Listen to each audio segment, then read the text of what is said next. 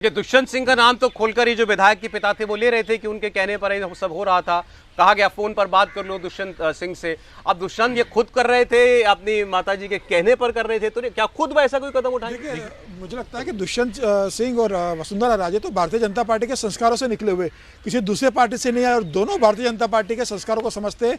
Bharatiya Janata party बहुत अनुशासन को मानने वाली पार्टी है और इस तरह की चीज़ों को बिल्कुल बर्दाश्त नहीं करती। मुझे लगता है कि वसुंधरा ने किसी भी स्थिति में दुष्यंत से यह नहीं कहा होगा। दुष्यंत ने खुद ये कोशिश की होगी कि 8-10 विधायकों को बिठाया जाए, उनसे बात की जाए। मुझे लग रहा है यह अब एक उल्टा दाव पड़ा है दुष्यंत का। आने वाले समय में इसका नुकसान वसुंधरा राजे को भुगतना पड़ेगा, ये बात तय है, क्योंकि इससे पार्टी के लिए जो एम्ब्रेसिंग सिचुएशन राजस्थान के अंदर क्रिएट हुई और मीडिया में जिस हिसाब से लगातार चल रहा है, अभी दुष्यंत सिंह का इस पर बयान नहीं आया। लगातार राजस्थान के अंदर दिल्ली में भी ये बातें चल रही है कि दुष्यंत सिंह ने उन्हें रोका था, लेकिन दुष्यंत सिंह जो सांसद है और इस समय दिल्ली में, उन्होंने अभी अपनी सफाई में एक बयान भी नहीं दिया है। मुझे लग रहा है ये बात बताता है कि दुष्यंत सिंह का इन्वॉल्वमेंट कहीं कहीं रहा होगा।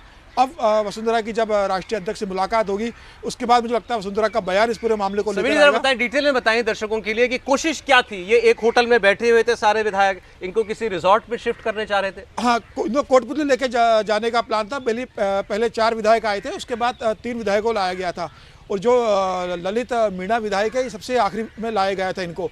और वहाँ उन्हें जाके मालूम पड़ा कि इन्हें कहीं और लेके जाने वाले हैं। इन्हें बताया था कि यहाँ मीटिंग करने वाले हैं। जब इन्हें लगा कि यहाँ पर कुछ इस तरह से हो रहा है कि किसी होटल में शिफ्ट करेंगे और बंद करेंगे, इनसे कहा गया था कि आपने मोबाइल बंद कर लेना। फिर उन्होंने अपने पिता को बताया कि यहाँ इस तरह की स्थिति है, तो पिता उन्हें वहाँ लेने गए, तब भी उन्हें निकलने नहीं दिया जा रहा था। फिर वहाँ थोड़ा गाली गलौज हुआ, आपस में झुमा झटकी हुई, उसके पिता उन्हें लेके वहाँ से निकले।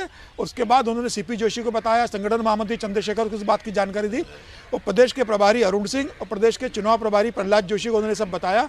उसके बाद पार्टी एक्टिव हुई। मुझे लग रहा है ये एक बहुत गलत परिपाटी वसुंधरा के बेटे की तरफ से हुई है। निश्चित रूप से पार्टी और अब जो विधायक वसुंधरा का साथ देने की कोशिश कर रहे थे, मुझे लग रहा है वो सब विधायक अपने कदम वापस खींचेंगे और पार्टी के अनुशासन के अंदर रहेंगे। वसुंधरा को लिए बहुत बड़ा नुकसान उठाना पड़ेगा। वसुंधरा राजे ऐसा करेंगी?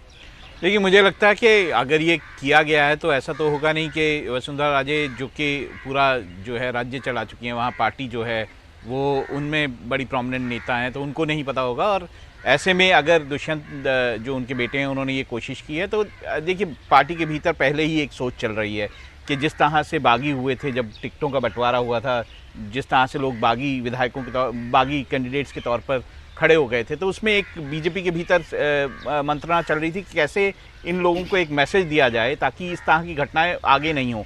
वो जब स्ट्रॉन्ग मैसेज देने की बात पहले से बीजेपी सोच रही थी, ऐसे में दुष्यंत सिंह के खिलाफ किस तरह की कार्रवाई हो सकती है, आप सोच सकते हैं इस बात को। और ऐसा करके दुष्यंत सिंह ने ना केवल अपने लिए मुसीबत खड़ी की है, बल्कि जो अगर कोई संभावना भी थी अगर वसुंधरा राजे सिंधिया की मुख्यमंत्री बनने की, उसको भी ख़त्म कर दिया।